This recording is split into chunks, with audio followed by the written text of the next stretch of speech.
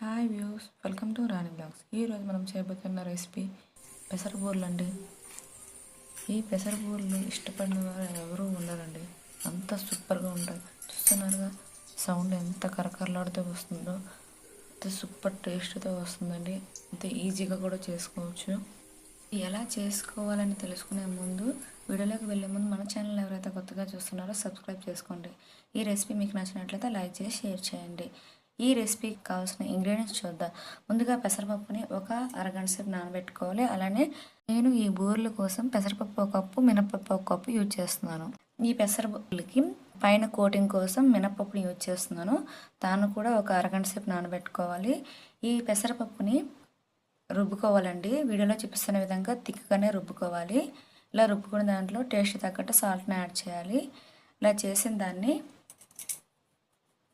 కుడుములాగా మనము ఆవిరి కుడుములా పెట్టుకోవాలండి, ఇడ్లీ పెట్టినట్టు. దీన్ని ఉడికించుకోవాలి. ఇలా చేయడం వల్ల మనకి ఈ పెసరపూరలు అనేవి ఎక్కువ రోజులు నిల్వ ఉండడానికి ఛాన్స్ ఉంటుందండి. అలా సూపర్గా టేస్ట్ వస్తుంది, అంతే ఈజీగా కూడా చేసుకోవచ్చు. కొద్దిగా ప్రాసెస్ ఉంటుంది కానీ టేస్ట్ మాత్రం సూపర్గా ఉంటుంది. మీరు కూడా ట్రై చేయండి. ఇలా ఆవిరి కుడుము పెట్టాక అది ఉడికినాక చల్లార్చుకొని, చూసారుగా చాకు పెట్టి చెక్ చేస్తున్నాను, చాకు కంటలేదు, ఉడికినట్టేని. ఒక మినిమం 10 నిమిషాలు ఉడకబెట్టుకోవాలండి. ఇలా ఉడికిన దాన్ని చాకుతో కట్ చేసి చిన్న చిన్న పీసులుగా కట్ చేసుకొని చల్లార్చుకున్నాక మెత్తగా మెతుపుకోవాలండి. చిన్న చిన్న పీసులుగా కూరలా వీడియోలో చూపిస్తున్న విధంగా పూర్తిగా స్మాష్ అయ్యేంత వరకు మనము దీన్ని బాగా స్మాష్ చేయాలి. చూస్తున్నాక వీడియో చూపిస్తున్న విధంగా చేసుకోవాలండి మెత్తగా. ఇలా చేసుకున్న వాటిని పక్కన పెట్టుకోవాలి. చూసారుగా వీడియోలో చూపిస్తున్న విధంగా ఎంత పొడి పొడిగా రెడీ చేసుకోవాలి. స్మాష్ చేస్తూ దీన్ని పక్కన పెట్టి, దీనిపైన కోటింగ్ కోసం, ఈ పెసరబూరల కోటింగ్ కోసం మినప్పప్పుని రుబ్బుకోవాలండి. ఇందులో టేస్ట్ తగ్గట్టు సాల్ట్, ఒక స్పూన్ అండి గోధుమ రవ్వ, అలానే ఒక టేబుల్ స్పూన్ బియ్యం పిండి అండి. ఇలా వేసుకోవడం వల్ల మనకి ఈ పెసరబూరలు అనేవి కరకరలాడుతూ ఆయిల్ అనేది పీల్చుకోకుండా క్రిస్పీగా వస్తాయండి. అలాగే మీకు టేస్ట్ తగ్గట్టు పంచదారని యాడ్ చేసుకోవాలి. స్వీట్ తగ్గట్టు బెల్లం ఉన్నా కూడా యూజ్ చేసుకోవచ్చు. ఇది బాగా మిక్స్ చేస్తూ కలుపుకోవాలండి. చూస్తున్నారు, వీడియోలో చూపిస్తున్న విధంగా కలుపుకోవాలి. వేళ్ళ పెట్టినప్పుడు వేళ్ళకి అంటుకున్నట్టు ఉంటే మనకి ఈ బూరె అనేది ఈ లోపల ఉన్న మిశ్రమానికి అంటుకుని బాగా మనకు ఈ బూరెలు అనేవి బాగా వస్తాయండి, పూర్ణం బూరెలు. ముందుగా మనము పెసరపప్పుని ఇడ్లీ పెట్టుకున్నాం కదా, దాన్ని పొడి పొడిగా చేసుకున్నాం కదా, ఇందులో ఈ కొబ్బరి కూరని యాడ్ చేయాలండి. ఈ పాకాన్ని మిక్సీ పట్టుకున్నాను. ఆ కొబ్బరి ముక్కల్లో ఒక 2 ఇలాచీలు వేసి కూరగా చేసుకున్నానండి. మిక్సీ పట్టుకొని ఆ మిక్సీ పట్టిన దాన్ని స్టవ్ వెలిగించి ప్యాన్ పెట్టి, ప్యాన్ హీట్ ఎక్కాక ఈ కొబ్బరి కూరని, అలాగే మీ టేస్ట్కి తగ్గట్టు స్వీట్ని కూడా యాడ్ చేసుకోవాలండి, పంచదారని. మీ దగ్గర బెల్లం ఉన్నా కూడా యూజ్ చేసుకోవచ్చు, ఏం పర్లేదు.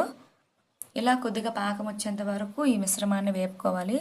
ఇలా వేపుకోవడం వల్ల మనకి ఈ కొబ్బరి పెసరబూరలో వేయడం వల్ల ఇంకా టేస్ట్ వస్తుందండి. చూస్తున్నారుగా, ముందుగా మనం ఇడ్లీ పెట్టుకున్న పెసరని స్మాష్ చేసుకున్నాం కదా, ఇందులోనే ఈ కొబ్బరి కూరను కూడా యాడ్ చేసి బాగా కలుపుకోవాలి.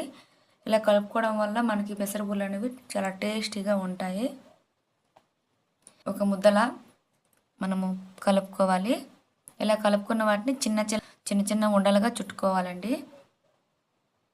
వీడియోలో చూపిస్తున్న విధంగా బాగా కలుపుకుంటూ మీకు ఏ సైజులో కావాలంటే ఆ సైజులో, నేనైతే చిన్న సైజులో బాల్ని చుట్టుకుంటున్నాను, ఉండల్ని. చూస్తారుగా ఇంత సాఫ్ట్గా, ఇంత నీట్గా చుట్టుకోవాలి. ఇలా చుట్టుకున్న వాటిని పక్కన పెట్టుకోవాలి. చూసారుగా అన్నీ ఎలా చుట్టుకున్నాను. ముందుగా స్టవ్ వెలిగించి ప్యాన్ పెట్టి ఆయిల్ హీట్ చేసుకోవాలి డీప్ ఫ్రై కోసం. పైన కోటింగ్ కోసం రుబ్బుకున్నాం కదా మినపప్పుని, అది బాగా ఒకసారి కలుపుకొని ఈ బూరెల్ని, పెసరపప్పులు ఉన్నాయి కదా ఉండల్ని, ఇందులో వేస్తూ డిప్ చేస్తూ వీడియోలో చూపిస్తున్న విధంగా మనం ఆయిల్లో డ్రాప్ చేయాలి. మీకు ఇలా రాదు అన్నట్టు అయితే నేను స్పూన్తో కూడా చూపిస్తున్నాను, చూడండి.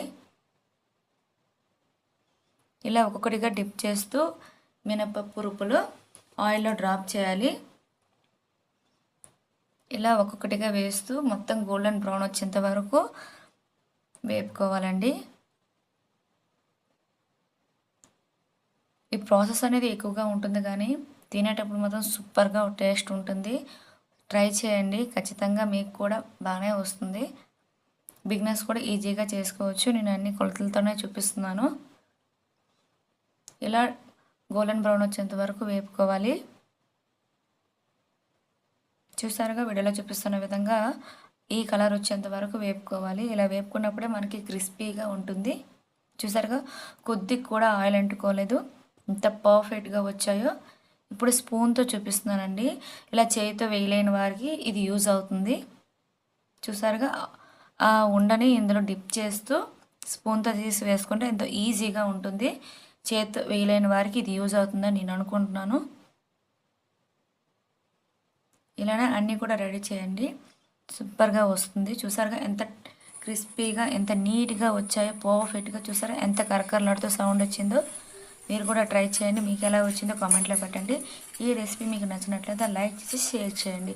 ఖచ్చితంగా సబ్స్క్రైబ్ చేసుకోవడం మర్చిపోకండి. సబ్స్క్రైబ్ చేయడం వల్ల నేను ఫర్దర్గా పెట్టబోయే వీడియోస్ అనేవి మీకు నోటిఫికేషన్ ద్వారా వస్తాయండి.